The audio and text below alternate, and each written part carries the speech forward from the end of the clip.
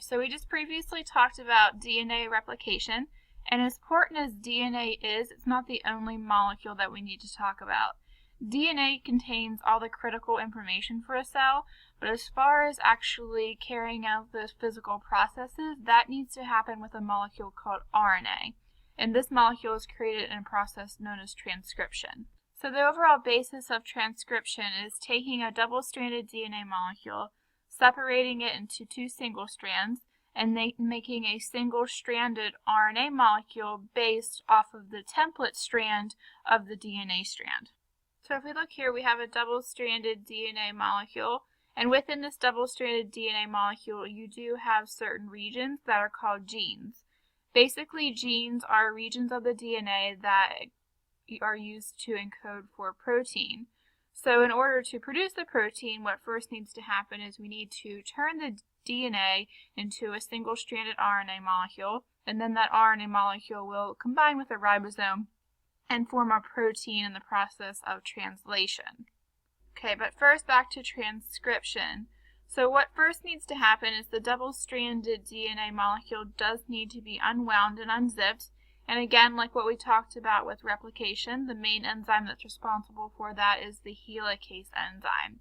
So here the helicase enzyme is shown, and it's breaking down the hydrogen bonds along this double-stranded DNA molecule.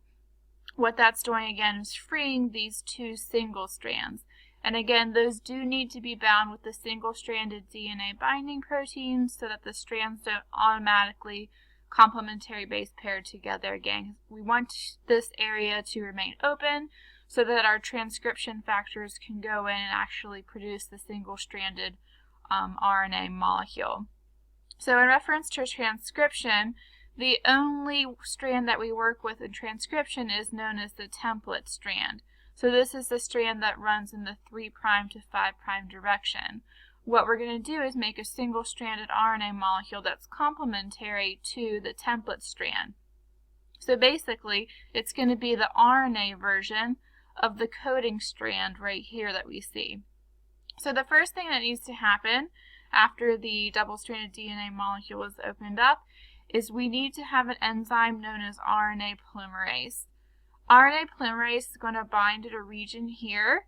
This region is known as the promoter region and also contains kind of an initiation sequence in there, which is basically just the starting point for the RNA polymerase.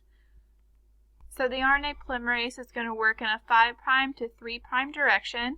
Basically, it is going to read the DNA sequence here in the template strand and produce a complementary single-stranded RNA molecule based off of that. So one of the most important things to remember here is the rules of complementary base pairing. So you need to remember that in RNA we no longer use thymine, and you always replace it with the U, which is uracil. So as the RNA polymerase is reading this DNA template code, it's going to read TATGCATA. It's going to produce a single-stranded RNA molecule that's going to read AUACGUAU. So this process of the RNA polymerase actually producing the single-stranded RNA molecule, this is actually the elongation portion of transcription. And again, this is going to proceed as long as possible until we get to the end of the gene. The end of the gene is always coded by a termination sequence. So basically, when the RNA polymerase reads this termination sequence, it is going to fall off of the DNA template. At that point, what's going to happen is the double-stranded DNA molecule is going to coil back up again, and this single-stranded RNA molecule is going to be released. So now we have just created our single-stranded RNA molecule. At this point, the single-stranded RNA molecule is going to go into the cytoplasm and bind to a ribosome. At the site of the ribosome is where we'll start our next process, which is known as translation.